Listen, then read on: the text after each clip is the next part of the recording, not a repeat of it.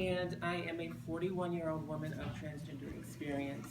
Um, I do identify as a female, as a woman. I don't identify as transgender. Transgender is my experience, not my identity. I think that's really important to know.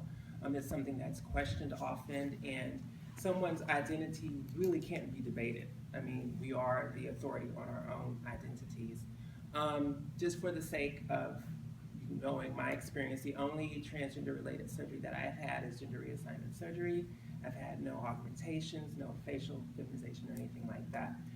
Hormones can be a really amazing experience. I transitioned 10 years ago. I started my transition at around 30. I moved away to New York City because at that time there were no options for me here in the city. There were no doctors that were willing to deal with me. There was one endocrinologist in town who dealt with me reluctantly and was extremely rude about it, which is unfortunate. It's something that happens quite a bit for us. We have doctors who just don't understand and are uncomfortable and allow their own personal morals and ideas and ethics to fall into play and to keep us from accessing the healthcare that we need. For me, the relationship between patient and healthcare provider is a very private one. It's very special, and so we need a lot of empathy. We need a lot of understanding. I think that what's happening here in Indianapolis is amazing. It's really great. I wish it's something that I had, but I did have to go away to find a support system for myself, and a lot of people do. Just thinking about the statistics that you were talking about earlier, I know, for instance, these surgeries that we have, for instance, in Iran, they have such a large trans community because of the religious background there. Homosexuality is just not allowed. So a lot of times you'll have very feminine homosexual men or very masculine lesbian women who will undergo these surgeries so that they can live their lives, but not are always completely identified as transgender. The same with Thailand. They have such a large acceptance rate because there is a place for them in society. A lot of times these third world countries have a place for transgender people, and they go by titles like the third gender or two-spirit, or there's different names that we are given. For me, my experience growing up was I experienced a lot of being ostracized from my family because of my gender expression. I've always been a feminine person. I've always felt female, but I would never use the term trapped in my body. That's something that I think is sort of going out, that sort of terminology, that sort of phrasing. I loved my body, I loved who I was, but it was understood to me that being feminine was just not okay. So it was something that I really shoved down and tried to find a way to make what I had work to the best of my ability. I was literally told by my dad, I think I was 16, I was his oldest son, I don't care who you love, you know, my parents are pretty liberal, but you're a man. I raised you to be a man and you will be a man. And so that was the burden that I carried. And I love my family, I love my parents very much. And so I did everything that I could to live successfully as a man. I was a feminine man, but I tried to be a man, and it just didn't work for me. And so I did transition.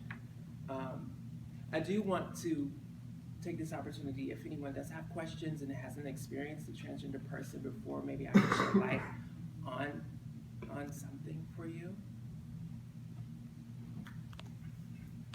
Sure.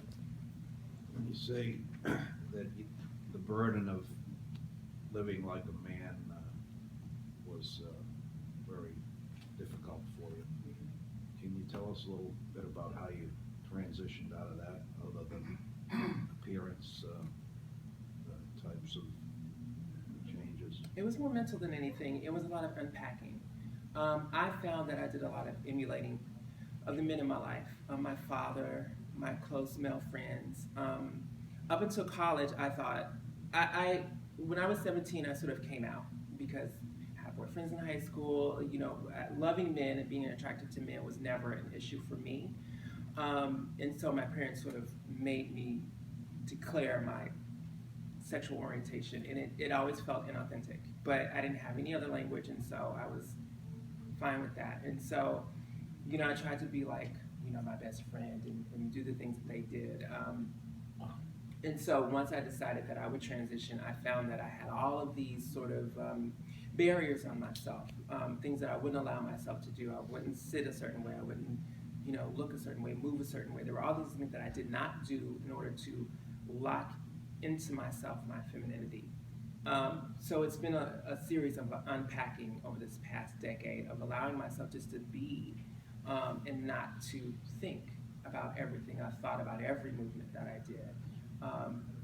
Because I was policed as a child. I was told not to sit a certain way, not to talk a certain way. I wasn't allowed to play with my sisters. I wasn't allowed to play with my female cousins. I was really like a prisoner almost in my own home. I was very much set aside, and I come from a large family. There's 6 children, and I was just dealt with differently because it was obvious. And once I finally came out and transitioned and made that room and that space for myself in the world, my parents told me very specifically, we always knew you would want to live as a woman. Not that we always knew you liked men or this or that, but we knew you would want to live as a woman. We know this is who you are. We just didn't know what to do with it. There's no education. There's no, parents don't have the tools to deal with transgender children, unfortunately. Now is the time where I think there are more options, more opportunity, more dialogue, more conversations. So given that story and how apparently successfully you've done this, would you have any advice for parents that are facing this in terms of the age of the child when they change their behavior? I think the best thing, I've always known, I've known my entire life that I was female. And I think you have to listen to your child. I think it's the language. It's one thing to want to play with dolls, which I didn't. I consider myself a tomboy. I loved my Legos and my Hot Wheels and stuff like that. It was just fun to me. I liked climbing trees, but I still felt like I was a girl. And the language that I said to my parents, I'm a girl, that's very specific. And you have to listen to that. And I said it over and over and over until I wasn't allowed to say it anymore. I have a friend who was my sister's best friend, and her parents gave her the space to be sort of gender fluid, as you were talking about. She was very androgynous in school. She got picked on because she didn't really look like a boy. She had long hair. And so she never was really socialized in that way. And so when she transitioned, her transition was a little smoother, a little quicker, because she was able to embrace parts of herself and was never bullied into believing that she was wrong. My biggest bullies, unfortunately, were my parents because they feared for me, they feared for my safety and for a life for me, and they couldn't see how I could live successfully, and I have. Yes. So, thank you for being here. Based on your experience and the fact that we are starting this program from scratch, like Gallagher started from scratch, but the division is certainly supporting her. What else would you like to see that would make your story not be the same, meaning the transgender patient who doesn't have to go away and can get services they need and the care they need? I think just sort of acceptance and believing in the authenticity of the individual. Everyone's story is different. I did live as an adult man. A lot of times people like to villainize trans women and say that we were men. Most of my friends transitioned so young, they never were socialized as men, maybe boys, but it's different to be in society and to be a man, to be an adult man, to be called sir, to have adult male responsibilities. And it's also different to be a young boy and to never experience that. And so that's a very huge misconception, I think. And so acceptance and allowing even a child to speak for themselves. We know who we are, we really do. When I discovered the term gender identity dysphoria, it was, for me, such a huge weight because I'm such a littler person, and it was what I was experiencing it. Transsexual and drag queens and all these things, they were all the same to me. I knew I wasn't a drag queen. I'm not trying to be on someone's stage. That's not who I am. And so it didn't make any sense. But when I saw the words together, gender identity dysphoria, I definitely had issues with my identity when it came to my gender. And that sort of unlocked, for me, the ability to say yes to who I am. Dr. Gallagher alluded in her talk spoke about how hormone therapy is not required before, some of the interventions. Mhm. You alluded to the fact that hormones are a very powerful tool. Can you talk about the timing of that and, in your story, and then, just sort of maybe your biases or your thoughts, like when Sure. that should happen?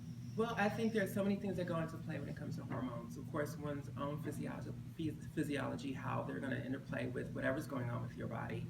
For me, I found that hormones were the next key. Like once I understood that I was a transgender person, I had also come across the phrase testosterone poisoning. That made a lot of sense to me.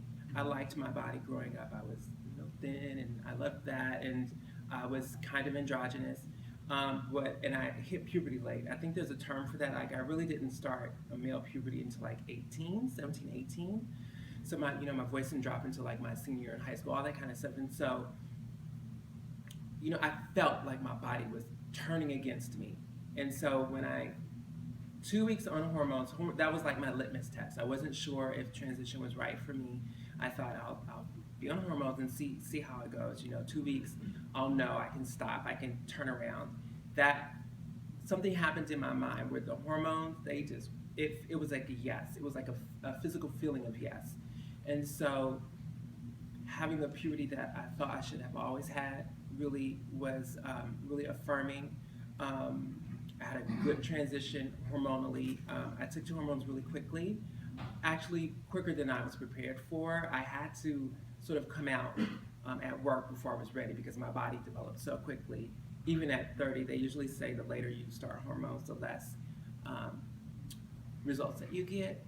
But I know transgender people who don't take hormones and never have, and have still had a successful transition because of their own, wherever it is that they started from. So I'm definitely for hormones. I don't think it's something that, I think with transition in general, it's very individual, and I think the transgender patient has to have say in what they experience. How long ago did you come back to Indiana? Do you feel like the community's changed enough to where it's a little bit more accepting, or do you still feel like it's very oppressive here? I moved back here in 2013. I do plan to move this year. For me, it's just not progressed enough. I'm a New Yorker. I moved to New York in my 20s. I moved back here, then I moved back. I had all my first apartment, all that kind of stuff. I moved after college. I do think there are a lot of changes, but it's extremely conservative here. There is not a lot of support. In New York City, there is so much family, and the transgender community is a tight-knit. As a matter of fact, Laverne Cox is a friend of mine. We stick together because we experience so many hurdles and we experience so much rejection that we need each other. And so that community for me is really important because my trans sisters really understand my journey. They give me the best support and the best encouragement. So I love what I'm seeing and what's happening here. But for me, I like a little bit more options. I think one of the things I think about too is I wonder, you said you've always known, Mhm. and my guess or question is that did most of your friends always know? And do we need to be doing more, not just as parents, but in the medical community to support kids that are going through this? Oh, absolutely. What I found astonishing is that I thought my siblings would get it and be my support system, and that I'd have to fight my parents. It was a total opposite. My parents, they were there for me. They got it. My siblings, I feel like your family sees you the way they want to, and that's regardless of gender or whatever. Yeah, my friends, I was so surprised they all knew, and I actually had one of my friends say, "Oh my God, I've been waiting," and this was a girl that I was just total in shock because I was in denial. But yeah, all of my friends knew. My family, it was a shock, and my parents were completely supportive. So yeah, I think it's all about support, and it's all about listening, and it's all about creating spaces where people feel safe enough to express themselves. And I think it's interesting, the idea that there aren't as many female to male transitioners. I don't think that's true. I think they blend in more. I'm 6'1", I'm obvious, and it's something that I have to deal with. It's my, I don't want to say burden to bear, but it's part of what colors my life. I know a lot of trans men that you would never know. They transition within 3 months. They're men. That's it. For the most part, I know so many you would never know, but we're a little easier to spot. Um, but it's really about creating safe spaces and having dialogue and listening to your children, and giving them the opportunity to express themselves and not villainizing them because they don't fit into a box. And you think most of your trans friends that you know, they all knew as children as well when you talk to them? Oh, all of them. Everybody. Oh, absolutely. Yeah. Nobody, turns 30 and all of a sudden, starts thinking that way. It's something that's probably part of your psyche all along. Yeah, I think it depends. For me, 30 was the first time I felt like a real adult. I'd done a lot by then. I had my own business, but there was something about 30. Being out of your 20s, you feel there's no going back. You're in charge of your life, and there was no one taking care of me. And I just felt empowered, and I thought, oh. And it was something about that mentally that I was allowed to look at myself honestly without fear. And I was able to see myself and to say yes to myself. You mentioned the hormonal effect that you had and how rapid it was. And then later on you mentioned your trans sisterhood. In female to male transgender people, do you have the same relationships with them? Is there a community that of both, or are they two separate communities? Do you think that's hormonally related? I think it's both. I think there is a lot of sameness. I mean, it's the same journey. We're just going in opposite directions. So, there are a lot of things that I can relate to with the trans man that I can relate to with the trans woman. The joy that we feel of going through a puberty that really matches our minds. The hurdles that we face, the nuances that we experience living in between two genders. That's a very limited experience that people don't normally get to go through. But they do have their own communities. They definitely look to each other to sort of build up their sense of masculinity. They have their own doubts and insecurities over their bodies. It's almost like we both have our pluses and minuses. Our surgeries tend to be a bit better, maybe. Where they sometimes feel as though that's still something that has to happen and has to be built up and created.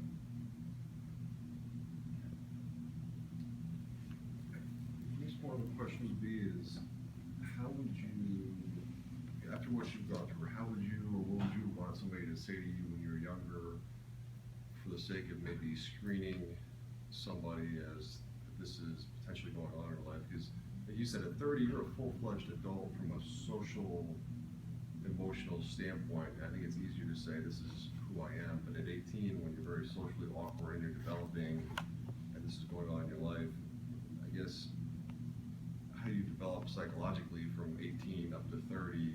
No, I knew at 18. Is it easier to identify and help those people transition earlier so that as they develop psychologically, they're in a better place versus going through all this emotional stress up to Right. 30 and then saying, now I'm finally ready to tell the world that this is who I am and I don't care because I'm psychologically an adult at this point? I think for transition, the sooner the better. Had I transitioned at 18, a lot of the hurdles and tribulations that I faced in my life, I would not have to have faced.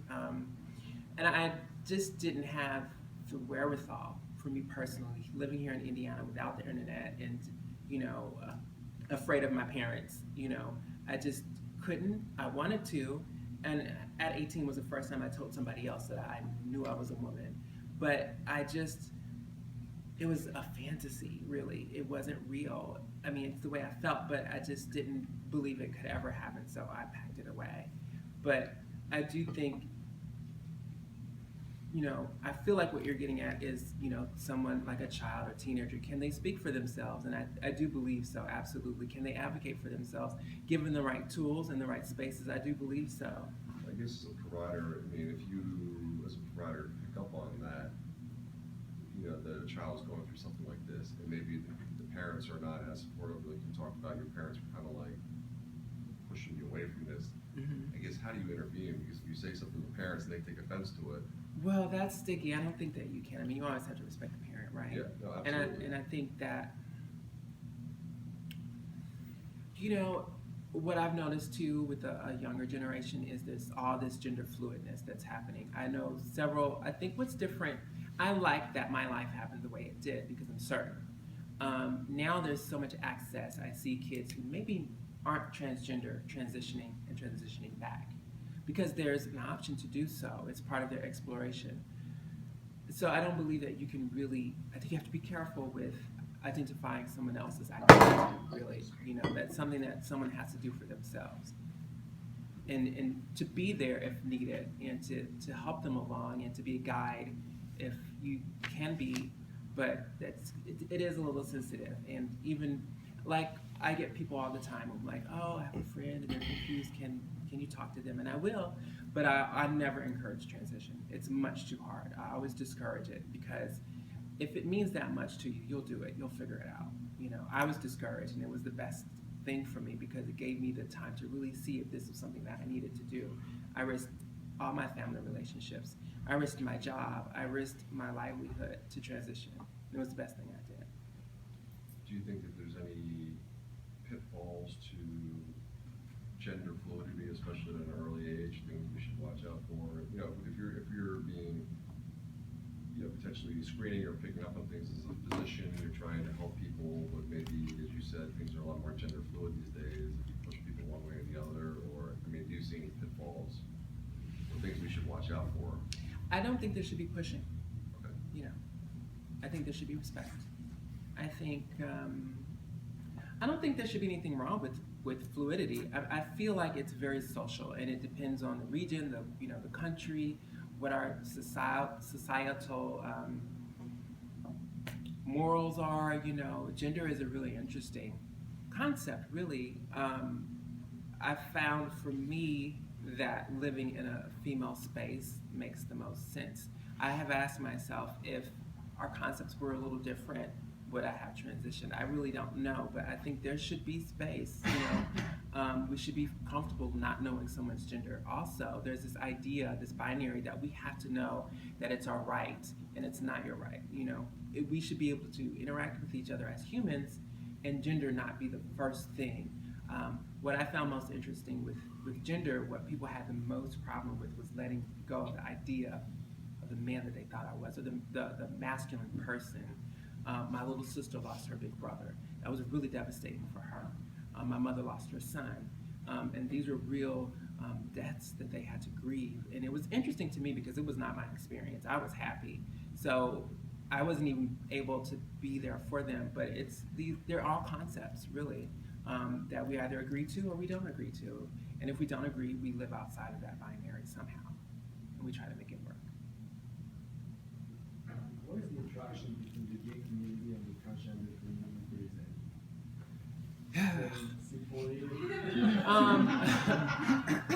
For me, there's this idea that we are married, and unfortunately, gay people are also cisgendered. They are not transgender people. They don't always get it. I had a lot of gay people who just did not want to see me transition because they thought I was just, really, really gay and just couldn't handle it as a man. There is, on the flip side to that, the gay community is an ostracized community. So they're embracing of other, they're embracing of the marginalization that we go through. So there can be safeness there, but there is still cis oppression in a sense, if that makes sense, where they want us to be what makes sense to them. So I have found that I've had to educate my gay friends just as much as my non-trans friends and family. Do you think that what the gay community went through over the decades and the years is what the transgender community will go through over the next decades or years? How? No, I think it's different. It's like trying to compare different oppressions. Like when gay people try to compare their oppression to that of Black people. They're different. They're different strings on the guitar. They make different sounds. They have different feelings. No, I don't think it's the same.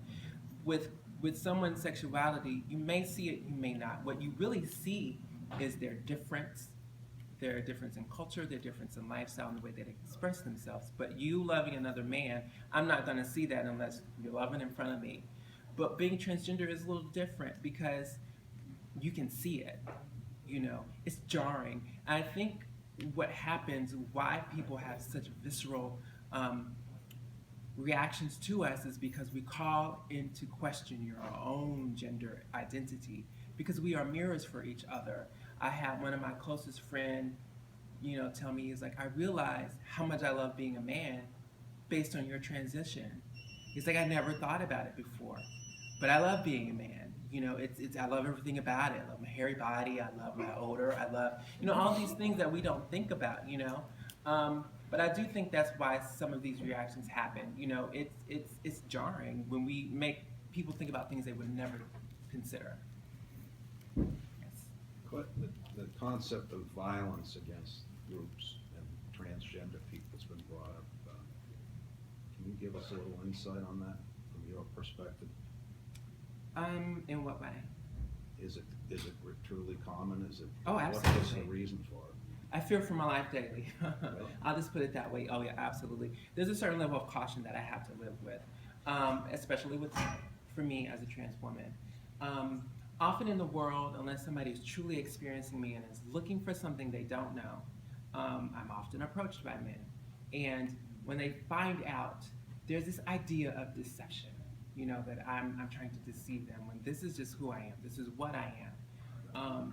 And so when it comes to trans women, and if, you know, there's a feeling of deception, well, I'm going to treat you like the man that you really are. And so there's that violence. And for me, the fear is not just physical, it's mental abuse, it's mistreatment. That is very real. It's absolutely real. Even in New York City, where it's extremely liberal, you know, there's a certain caution that I have to have. You know, I was explaining to someone, every step that I take in my transition is a consideration. I'm having breast augmentation tomorrow with Dr. Gallagher, and it was something I had to really, really consider. I wanted for myself to feel fuller in my body, but I had to consider the attention that I'm going to get, and if it's something I want and I'm ready for, and I know it's going to happen, and what that means for me in society, out in the world, with having that much more exposure, you know. Transgender people are that last sort of frontier of marginalization, you know. And everybody feels like we're that one group that it's okay to really let have, you know. We still are the butt of the joke on TV shows. We are just non-considered. You know, our humanity does not exist. So it's very real, you know. It's absolutely real, and it's unfortunate. There was just a big national study of violence against sexual violence in colleges, and in 29 colleges, I think, including my alma mater, which is Harvard, which is a liberal place too.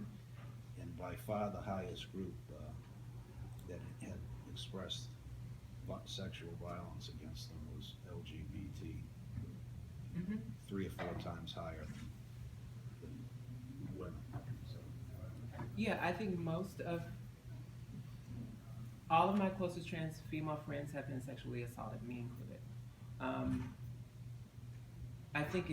I don't completely know why. I think it has to do maybe with dominance, or I think that's a lot of it. I think, you know, before we are identified as trans women, often we're seen as sissies. We're seen as weak men, and, you know, meant to be dominated. And I think for some reason, when you see femininity in men, some men think that you want it. It's common, you know, and it's important. Did that happen before or after you transitioned? Before. And is that common amongst your friends as well? Most of them were sexually assaulted before they transitioned? Before and after. For me, I was targeted a lot as a child. I was extremely feminine, and you know, my family was churchy, and so my femininity, I think, was sort of explained away as me being like a good little boy. I was graceful, as they would say. I was very soft. but there were, you know, adult predators around who saw that. And I think sometimes they see where you may be going Right. and they target you. You know, rape and sexual abuse is about seduction. And, you know, that's what happened to me. I think sometimes too, as trans women, it's a way of asserting masculinity, I think. Right. Yeah.